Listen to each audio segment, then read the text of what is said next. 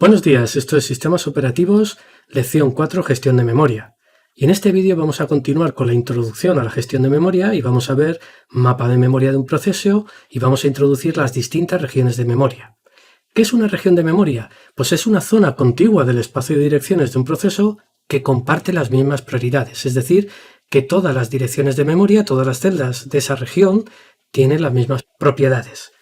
¿Qué propiedades son las típicas? Bueno, tenemos aquí de ejemplo propiedades relativas a permisos, compartición entre hilos, tamaño, valor inicial, si es estática o dinámica, sentido de crecimiento, etcétera, etcétera.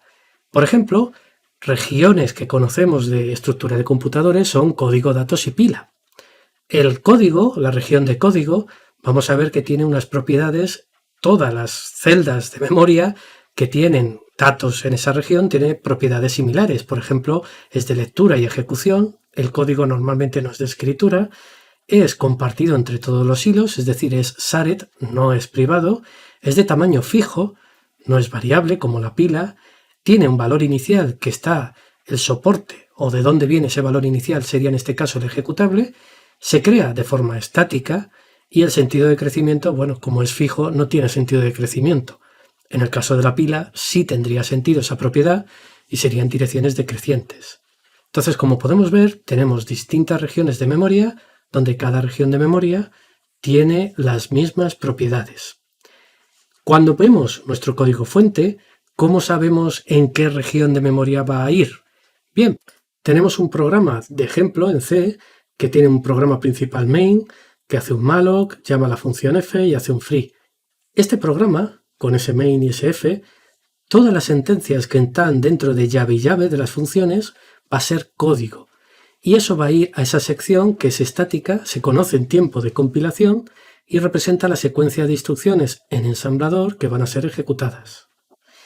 Sin embargo, las variables que están fuera de todas las funciones, esas variables son globales. Las variables que están dentro de una función con el modificador static también son globales. Se crean al iniciar el programa, existen durante toda la ejecución y, bueno, pues podemos tener variables globales sin valor inicial como la A o B que tiene valor inicial. La variable static en una función lo que quiere decir es que va a existir durante toda la vida del programa, de manera que si main llama varias veces a f, las invocaciones van a ver el valor de la invocación anterior, pero solo solo puede ser utilizada dentro de la función en la cual está definida. Tenemos también, además de las variables estáticas, tendríamos los parámetros y las variables que están locales a una función. Estas variables son dinámicas, se crean al invocar una función y terminan su existencia cuando se termina esa función. De manera que si nosotros, por ejemplo, aquí hiciéramos un return de la dirección de memoria de la variable t, no tendría sentido cuando vuelva a main porque esa variable ha dejado de existir cuando finaliza la función f. Tener una pila nos permite tener la posibilidad de hacer llamadas recursivas y en general poder trabajar con un autómata pila. Hablando de pila, es importante recordar que cada vez que creemos un hilo, se crea una pila propia para ese hilo.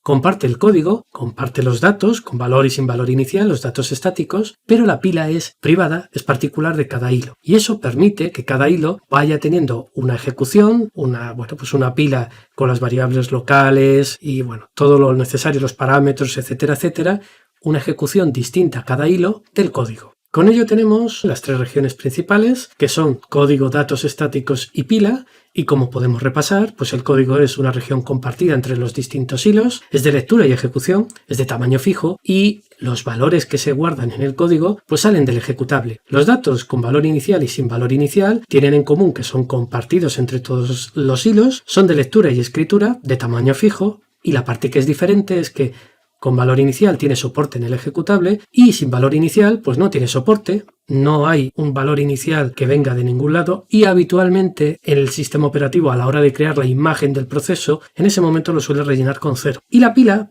bueno, pues es una región privada para cada hilo, es de escritura y lectura, normalmente no debería ser de ejecución porque si no nos permitiría crear en pila una función, explotar pues algún problema de seguridad y hacer que se ejecute esa función que hemos creado al vuelo en pila, es algo que algunas veces en exploit lo vamos a ver. Lo normal en las CPUs modernas es que se deshabilite que sea de ejecución la región de pila, que sea de tamaño variable y sin soporte. Algunas veces se rellena con 0 y otras, desafortunadamente, no se rellena con ningún valor, con lo cual se pueden ver pues parámetros y variables locales de llamadas e invocaciones antiguas y bueno, pues se podría husmear en zonas de memoria que a lo mejor no debería ser lo más seguro. Crece hacia direcciones decrecientes, hacia el 0, y normalmente el valor inicial que vamos a poner en la pila son los argumentos del programa, lo que hayamos pasado en el intérprete de mandato como parámetros al programa para ejecutar.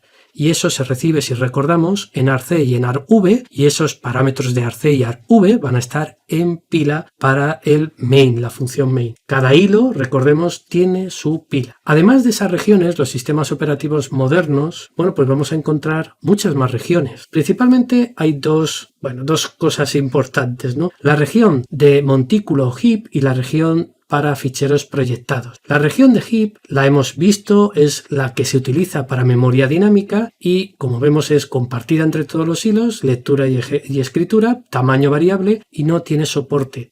Algunas veces se rellena con ceros, otras tampoco. Tenemos basura. La idea es que en tiempo de compilación hay veces que sí podemos saber cuánto espacio de memoria vamos a necesitar para guardar unos datos, pero hay veces que no es posible. Y entonces, en tiempo de ejecución, conocemos en ese momento cuánto vamos a necesitar y reservamos en tiempo de ejecución la memoria. Y eso lo hacemos, si recordamos, con la llamada a la libc, el servicio malo. Y cuando llamamos a malo, le ponemos el número de byte de parámetro y nos devuelve la dirección de comienzo a esa zona reservada. Una vez que terminemos, hacemos un free para indicar que ya no necesitamos esa zona. Pues bien, esa parte de variables dinámicas se reserva en tiempo de ejecución y forman una región aparte que es la de datos dinámicos. Y de igual forma tenemos una región por cada fichero proyectado en memoria. La idea es que es posible en los sistemas sistemas operativos modernos con gestión de memoria virtual, como veremos en los siguientes vídeos. Podemos en el espacio, en la imagen de un proceso, podemos hacer que se corresponda una serie de posiciones consecutivas de memoria con el contenido del fichero. De manera que cuando accedemos a la posición 100 a partir de donde está proyectado ese fichero, está mapeado ese fichero, bueno, pues lo que estamos haciendo es traducir ese 100 al offset 100 dentro de ese fichero. Y de esa manera nosotros vamos a trabajar con zonas de memoria, vamos a acceder a zonas de memoria, pero realmente lo que estamos haciendo es acceder al contenido de ese fichero. El sistema operativo, la primera vez que accedemos a un bloque de memoria, lo que va a hacer es ver si no está presente, accede al fichero, carga los datos de ese bloque y, bueno, pues en memoria principal va teniendo solo las distintas zonas del fichero que se vayan necesitando en un momento determinado. Esta idea de fichero proyectado en memoria es muy potente y de hecho se utiliza para muchas partes del sistema operativo, como por ejemplo las librerías dinámicas. Las librerías dinámicas se cargan como ficheros proyectados en memoria. Vamos a ver primero qué son las librerías en general, las librerías estáticas y las librerías dinámicas. La idea de una librería o biblioteca es ser una colección de módulos objetos relacionados. Bueno, lo primero es aclarar módulos objetos, es un módulo binario. Cuando tenemos un fichero .c y lo compilamos, vamos a tener un fichero .o que es el módulo objeto, el módulo binario con las instrucciones máquina que entiende la máquina. Tenemos que entender que no estamos hablando de orientación a objetos, es simplemente, bueno, pues que del código fuente tenemos el código binario. Igual que el segmento de código se suele llamar en la bibliografía segmento de texto, text. Bueno, pues un poco lo que vamos a encontrar es que los módulos binarios, los puntos, se llaman módulos objeto. Si tuviéramos 100 módulos objetos, bueno, pues estar todo el rato indicando los 100 que vamos a necesitar, pues es un poco pesado. Entonces, la idea es utilizar una biblioteca que es como una especie de zip, sin comprimir, empaqueta esos 100 en un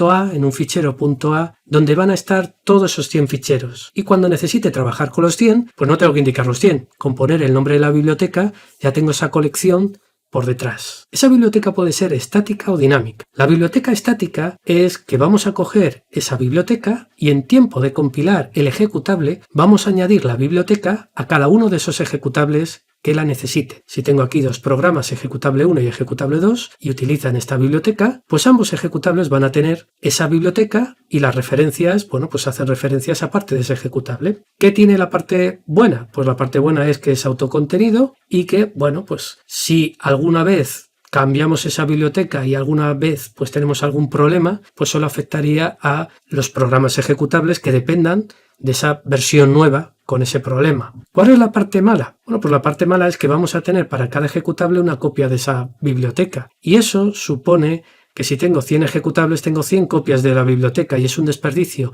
en disco, en memoria secundaria y en memoria principal. Además, si tengo que actualizar porque he encontrado un problema de seguridad la biblioteca, tendría que recompilar los 100 ejecutables. Para ello, vamos a utilizar bibliotecas dinámicas. Las bibliotecas dinámicas, lo que vamos a tener es que en el ejecutable no se incorpora la biblioteca. Se hace una referencia a la biblioteca que se necesita, pero no se mete en el ejecutable. En el momento de ejecutar, en ese momento se consulta el ejecutable, se mira la lista de bibliotecas de las que depende y si no están cargadas en memoria, pues se carga una copia en memoria y el ejecutable pues hace referencia a esa biblioteca cargada en memoria. Si volvemos a ejecutar otro programa que precisa la misma biblioteca, como ya está cargada en memoria, reutiliza esa biblioteca. Las ventajas de esta opción son justo los inconvenientes de la estática y viceversa.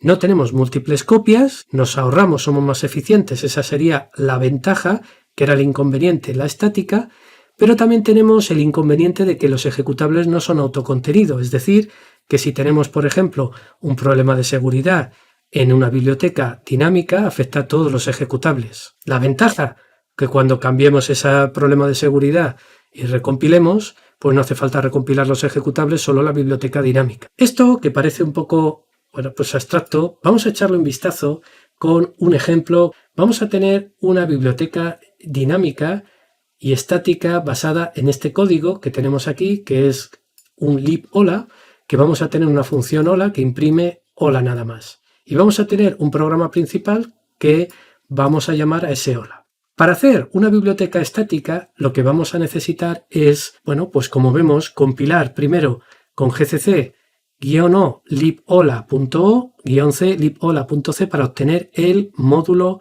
binario, el módulo objeto. Y después vamos a crear la biblioteca utilizando AR, espacio, RCS, espacio, el nombre de la biblioteca estática. Y para eso vamos a utilizar el nombre lib, el nombre a continuación, lo que queramos, y .a. Libhola.a será el nombre de nuestra librería. Y a continuación indicamos la lista de objetos que van a formar parte de esa librería estática. Para hacer el ejecutable vamos a hacer gcc, vamos a compilar y vamos a añadir dos parámetros más -l minúscula hola y -l mayúscula .var. -l minúscula lo que indicamos es que tiene que buscar un fichero que empiece por lib hola.a. Lo que va a hacer -l sustituye por el nombre que le pongamos poniendo de prefijo lib y de sufijo .a. Y -l mayúscula va a ser la opción que nos permite indicar en qué directorio tiene que buscar el .a. Una vez que tenemos eso, tenemos en nuestro ejecutable main, pues creado con esa librería static. Si queremos crear una librería dinámica, pues uno de los primeros importantes detalles es que el código no hay que cambiarlo, lo que hay que cambiar es cómo vamos a crear esos módulos objetos y el ejecutable.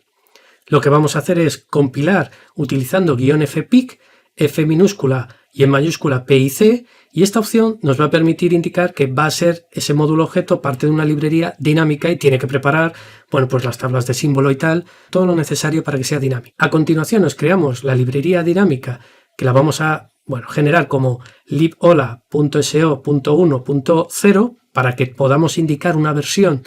Podemos indicar versiones distintas de esa librería dinámica, pero que realmente esa librería dinámica es libhola.o.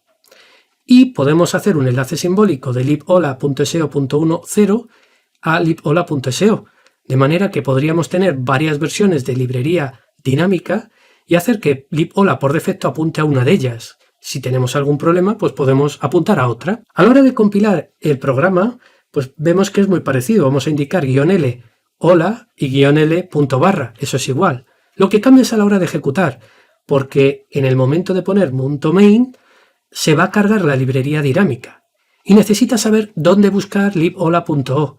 Para ello vamos a utilizar la variable de entorno ld _library _path. En este caso vamos a hacer que definimos para esta ejecución, por eso utilizamos em para poner clave igual a valor, y esta definición de variable de entorno va a tener solo sentido durante la ejecución de main.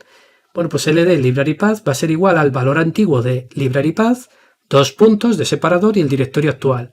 Y con eso se ejecuta cargando en ese momento la librería dinámica. Pues vamos a ver esto en acción.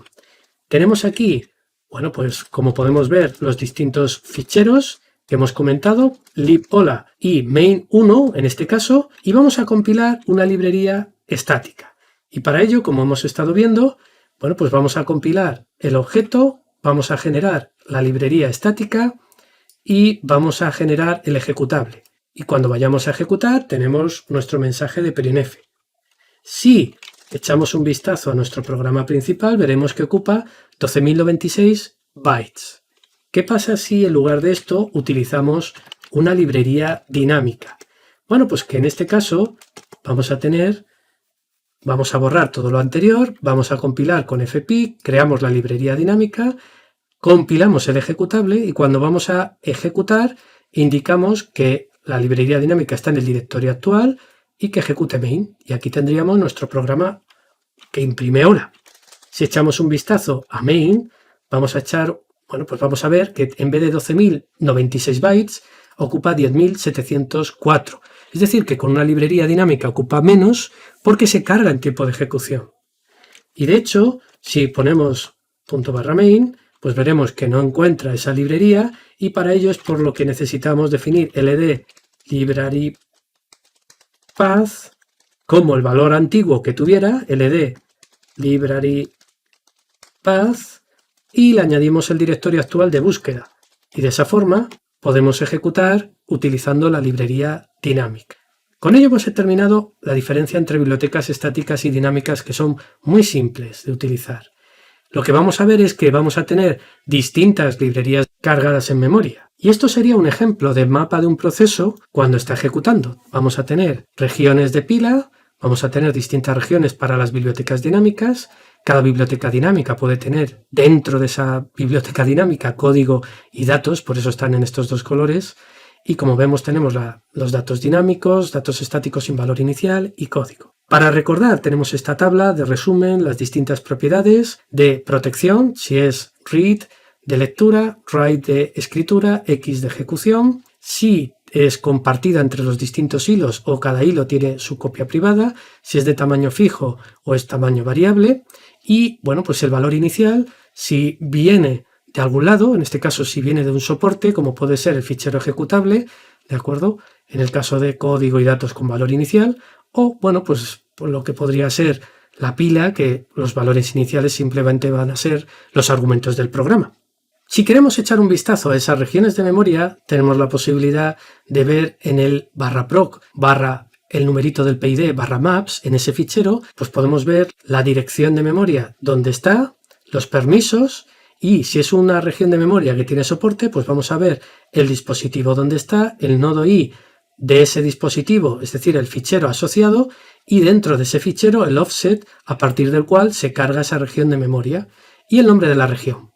Por ejemplo, si aquí echamos un vistazo a proc1 maps, bueno, pues veremos lo primero que necesitamos ser administrador, es decir, que necesitamos pues utilizar sudo o la cuenta de administrador, y podremos ver, haciéndolo más pequeño, esas direcciones de memoria, permisos y lo que hemos estado viendo, dispositivo y nodo y dirección, el offset dentro de ese fichero, en el caso de ser zonas proyectadas desde un fichero.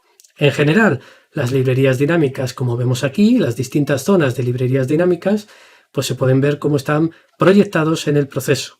Y también tenemos aquí, bueno, pues la región de pila, la región de llamadas al sistema y la región de llamadas al sistema que, bueno, están inyectadas dentro del espacio del proceso. Lo veremos. Con ello podemos echar un vistazo si necesitamos a las distintas zonas de un proceso.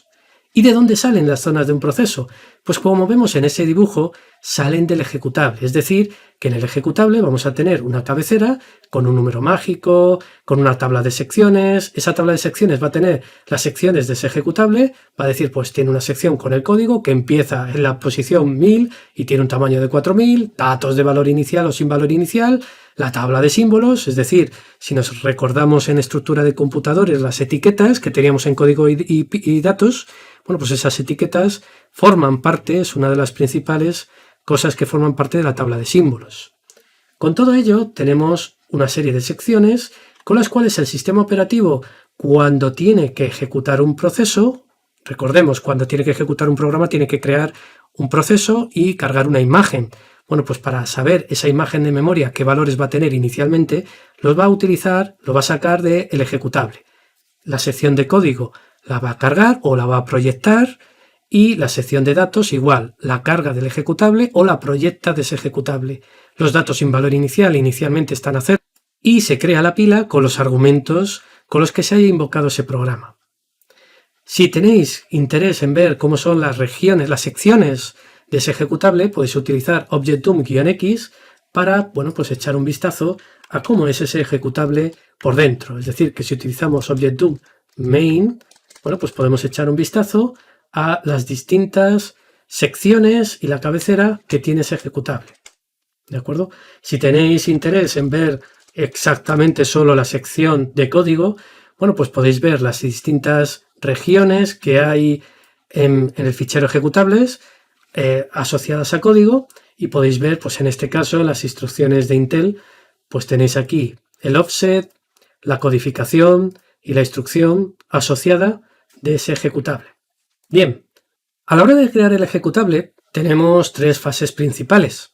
Tenemos la fase de compilación, en la cual para cada fichero o fuente vamos a generar su fichero .op, su fichero objeto.